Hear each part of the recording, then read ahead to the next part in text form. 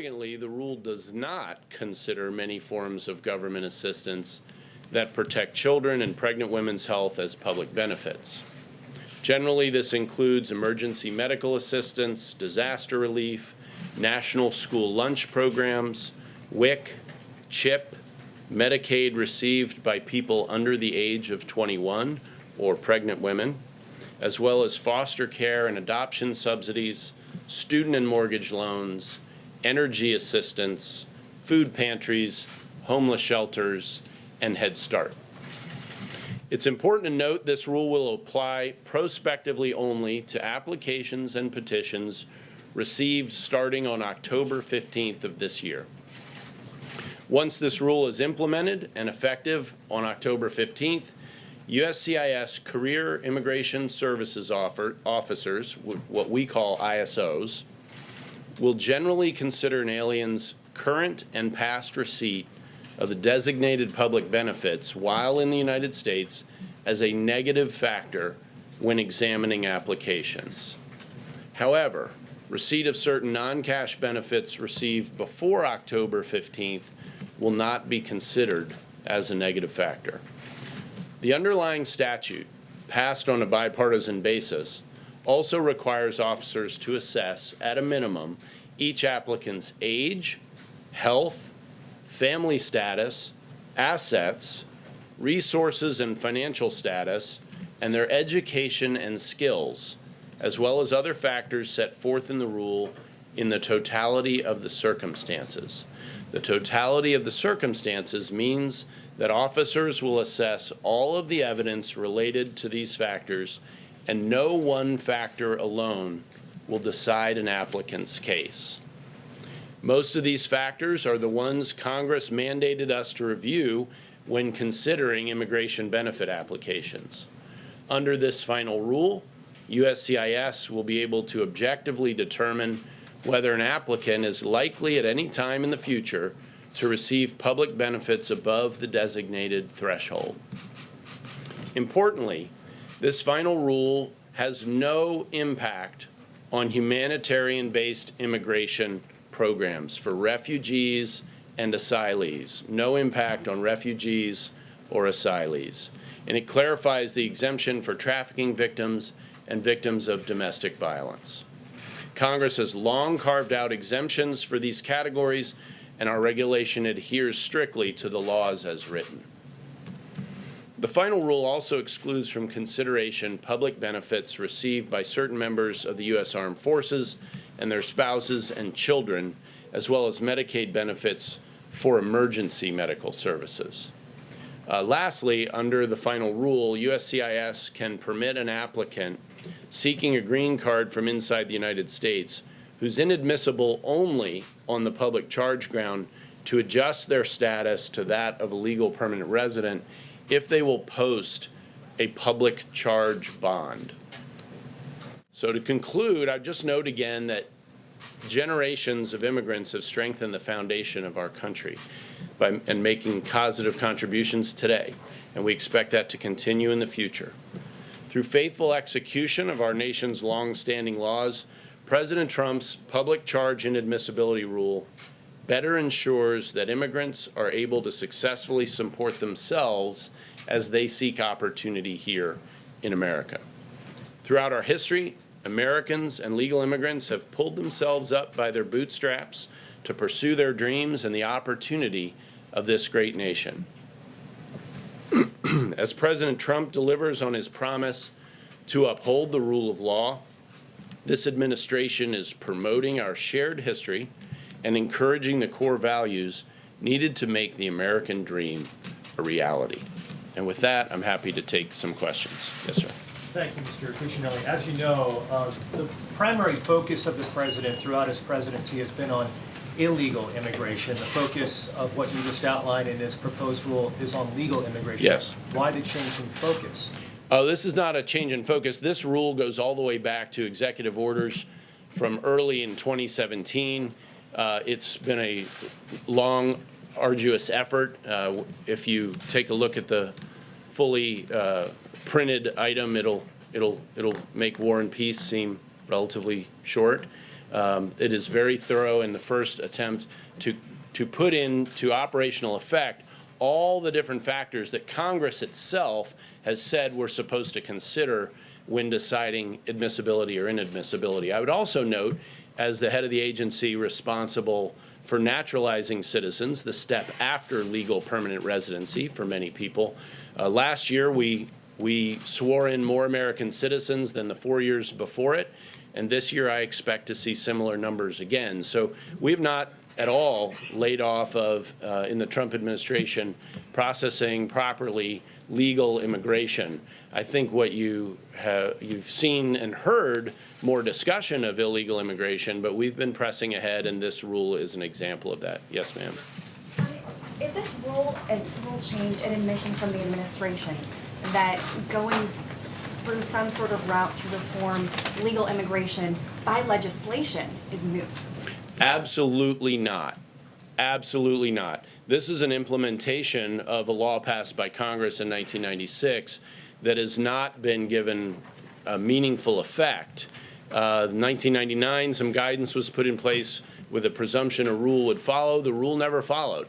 And so today we're issuing a rule which, as I said, for the first time, really puts meaningful meat on the bones of the 1996 law passed on a bipartisan basis. This does not substitute for congressional action in other areas. For instance, I mentioned asylees are not covered by this rule.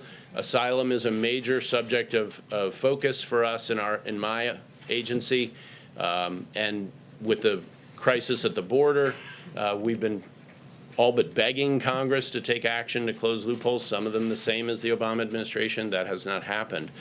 So in this narrow area of our responsibility, we're relying on congressional direction, and we've, as I said, put meat on the bones here, I think, today. Yes, sir. Thank you. Thank you. I have two quick questions. First, I was wondering if you could give us an update on what's happening with work permits for asylum seekers, people whose cases haven't been adjudicated yet. They're being processed in the ordinary course of business. So. Is there regulation coming, though, to address this? We're working on other things within the agency right now, but I'm not prepared to speak to where those may end up today. Sorry. Yes, sir. Question, if I may ask. Oh, you did say two. All right. There were recently workplace immigration raids, and of course, President Trump, his first prison commutation went to a man who was arrested after his business failed when about 400 illegal immigrants were arrested. Did that decision to grant a prison commutation to this man send the wrong message to employers? I'm not really prepared to speak to that. I don't think so. The president does those one person at a time. I think what you saw ICE do this week in enforcing the law meaningfully with 7 operations across the state of Mississippi, and of course investigations still ongoing, criminal investigations growing out of that, is a growth for ICE from the previous year. Their enforcement efforts are up, and I think you can expect to see more of that as part of the message of this administration. We're going to enforce the law. Yes, sir. I also do have 2 questions. The first regards the concern that the public charge rule is going to be enforced by the chilling effect on people. For example, if a man has a citizen daughter who might be eligible for either nutritional or housing benefits, he might be afraid to apply for those benefits his daughter is due. How do you respond to that concern? That's an excellent question. The receipt by a citizen in the household of public benefits will not affect the consideration for a particular alien as a general matter. So the citizens in that household, again, and their receipt of public benefits don't affect consideration of an alien as a general matter. So you're not concerned about a chilling effect? If you look at just the first page of this rule, you'll see we start out by pointing out the things that are not covered. And we will have on the USCIS website now and forevermore a clear listing of the two. So anyone who has any question about whether the receipt of a particular benefit would be considered in a consideration, for instance, if they applied for a green card, will be able to easily find that from our website, and it is part of the message we're broadcasting. It's why I talked to you and listed so many of the items we don't cover. I hope you all will cover that as well. Yes, ma'am. I had regarding this idea, sorry, Mr. Shannon, if I might. Yeah, all right. So Second. then I'm new to this. This will be it for 2 questions, then we're going to go to 1. But I said yes to you. Go ahead. The second question has to do with the fact that as long as the public charge rule has been in effect since the late 1800s, there have also been, almost as long, the words at the base of the Statue of Liberty that read, "Give us your tired, your poor." You were implementing a public charge rule for the first time. Is that sentiment, "Give us your tired, your poor," still operative in the United States, or should those words come down? Should the plaque come down off the Statue of Liberty? Well, I'm certainly not prepared to take anything down off the Statue of Liberty. We have a long history of being one of the most welcoming nations in the world on a lot of bases, whether you be an asylee, whether you be coming here to join your family, or immigrating yourself. This rule will cover, for USCIS, almost 400,000 people a year whose applications to become legal permanent residents will include a meaningful analysis of whether they're likely to become a public charge or not. I do not think by any means we're ready to take anything off the Statute of Liberty. Yes, ma'am. Could you elaborate a little bit on how big of an issue this is, how much this is costing U.S. taxpayers to have immigrants receiving benefits? And also, there's millions of Americans who accept public benefits. They have difficulty paying for health care on their own, for example. So why is that different for someone who's in this country legally, who's struggling to, have certain needs met here as well? So the benefit to taxpayers is a long-term benefit of seeking to ensure that our immigration system is bringing people to join us as American citizens, as legal permanent residents first, who can stand on their own 2 feet, who will not be reliant on the welfare system, especially in the age of the modern welfare state, which is so expansive and expensive, frankly. So that self-sufficiency that has been a central part of the American value set for so long is critical for us and for taxpayers going forward. That's part of the motivation for a rule like this. It's part of the benefit that goes all the way back 140 years. This rule, as I said earlier, simply puts meat on the bones of that consideration. Is there any Yes, sir. dollar amount you can give though, but what does it cost No, a because taxpayer? the benefit for taxpayers is forward-looking. The costs we do that you'll see in this rule are costs of implementation. They're not the benefits in having more American citizens 5, 10, 20, 30 years down the road who are more self-sufficient and less dependent on the welfare state. Yes, sir. How much leeway will the case officers have when they're kind of seeing this? So obviously you said it'll have a negative score, it'll have a negative Yes. impact on their application, but will the caseworker still be able to say, John A., I know you took this benefit, but you will still be eligible for a green card, or is it pretty much, sorry, that's just the rule? No, that's an excellent question. This is a totality of circumstances test. It means that the welfare benefits we've been talking about here are one factor. I listed the others that Congress has itself put in the statute, things like age, health. We basically rely for health on the legally required medical exam. But it is career immigration services officers that are going to be making these decisions, and they're going to have to weigh all these factors together. The change under this rule is we're finally giving guidance that brings all those factors together that really hasn't been effectively done up until today. Yes, ma'am. How many refugees does the administration plan to admit in 2020? And also, are you considering eliminating the refugee program altogether? I can't imagine anyone would ever consider eliminating the refugee program altogether, and Congress would have to do that anyway. The number for next year needs to be decided by the end of September by the president, and I don't have any insight into what that number will be at this point in time. Just real quickly, Sorry. Critics are saying this policy is unfairly targeting the lower income immigrants. How do you respond to that? Well, we certainly expect people of any income to be able to stand on their own 2 feet. And so if people are not able to be self-sufficient, then this negative factor is going to bear very heavily against them in a decision about whether they'll be able to become a legal permanent resident. A poor person can be prepared to be self-sufficient. Many have been through the history of this country. So let's not look at that as the be-all and end-all. It's not the deciding factor, which is why we continue to use the totality of circumstances test. Yes, sir. I just want to circle back to this question of a chilling effect. You talked about the question of whether a citizen in a family gets benefits, that wouldn't be used against somebody. But take the case that immigration advocates, I think, use a lot, of a family that are in the country legally, they haven't yet gotten their green cards. They are in need of services, whether that be medical services, whether that be housing services to keep them off the streets, so to Right. speak. And they are going to now be fearful of using the services to which they are legally entitled under the law, because there's no way to determine 1, 2, 3 years out from when they might apply for their green card, whether how much they're likelier not to get a green card if they use the services. So the fear is that there will be a wave of people across the country who will decide not to use the services sort of affirmatively that they're entitled to, out of fear that it'll ultimately come to bite them.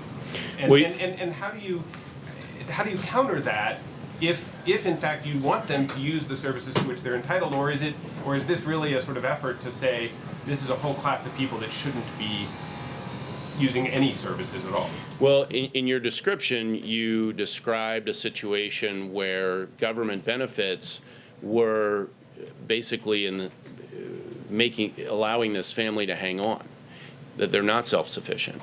And while if we go forward a few years and look back at that situation, because remember, we essentially start counting October 15th, with the exception of things that would have qualified under the 1999 guidance, which is fairly narrow, then that's what we're trying to avoid in the future. Now, even under the circumstances you describe, if you're talking about an applicant who has the skills necessary to make their own way and to work their way out of that situation, that's a case they make to the career caseworker, immigration services officer. But we do want to avoid looking to the future a situation where people who are adjusting status do in the future become dependent on those public benefits. We're trying to avoid that situation going forward. But as I understand it, the public benefits are there as a bridge, right? The public benefits aren't designed for people to be on them forever. They're designed to be on them to help, whether you're an immigrant or not an immigrant, they're there to help folks for a time. So are you saying that if you're an immigrant, your advice to them is don't take benefits because this is going to count against you? No, I was using your example of where they need them, and there's it's their foundation financially, as I took your description, and I would say that the entire legal immigration system is designed by Congress for the benefit of America, and what we're looking for here are people who are going to live with us either their whole lives or ultimately become citizens, who can stand on their own 2 feet with the same sort of requirements that we've had in the past for well over a century. So, yes, sir, in the middle.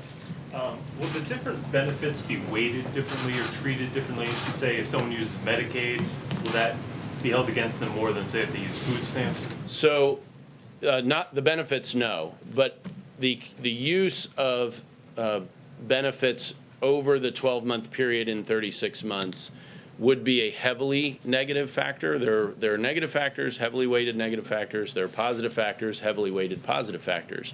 I'll give you an example of the other side. If you have private health insurance, that is a heavily weighted positive factor. Those do all weigh in, again, in the totality of circumstances. And obviously, we call the more heavily weighted factors heavily because they matter more than the others, but they go in both directions. Yes, sir. We've heard outspoken critics of the administration's immigration policies before, but it seems increasingly we're hearing from U.S. Catholic bishops who are showing their concern. Now, you're Catholic. When you hear the bishop's concern, does it give you any pause when you consider carrying out some of these policies? It doesn't give me pause about implementing the laws that's already been put in place, and particularly given the long history. I used an Italian example from my background. The other half is Irish. So, I'm very familiar with what the Catholic bishops have to say on this subject, and they certainly are vociferous. And I would say, as a Catholic, one of the things I'm proud of is that my church has been one of the best supporters of people in this country before we had a welfare state. So I don't see that changing, and I don't see any conflict with enforcing the law as it's written. Yes, sir. Can you address the Latino community? Some of the Latino community already feel they're been targeted. You have the El Paso shooting, you have the raids in Mississippi. But as John noted before, the issues before were if you were here illegally, now this obviously extends to legal immigration. Why shouldn't the Latino community feel targeted by this? Well, first of all, this is a 140-year-old legal structure. We're dealing with the most recent iteration of it, but this is not new. This was the same question might have been asked when my Italian immigrants were coming, immigrant ancestors were coming, and all through that 140 years. So we're not doing anything new here. We're simply making effective what Congress had already put on the books. So there's no reason for any particular group to feel like this is targeting them. This will apply across the world. This will apply to more Latinos than any other, likely more Latinos? Well, if we had been having this conversation 100 years ago, it would have applied to more Italians. It would have, we can go, well, that's just fine. I think that the divisiveness may be more rhetorical, and I hope that you all in your role will help cure that with some of how you report it. Yes, sir. I'm going to take two more. Real quick. Yeah, go, right here, orange tie. Thanks, sir. Sorry, orange tie. Right here, thank you. Former Vice President Joe Biden said that the United States could easily take another 2 million refugees. He's made these kind of comments on the campaign trail. Does the Trump administration have a threshold that they would like to, how many more immigrants and asylum and refugee people that they could take?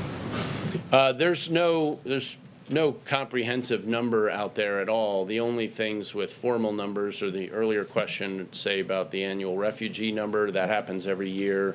Of course, we're taking in, I want to say, around 1 million plus a year right now.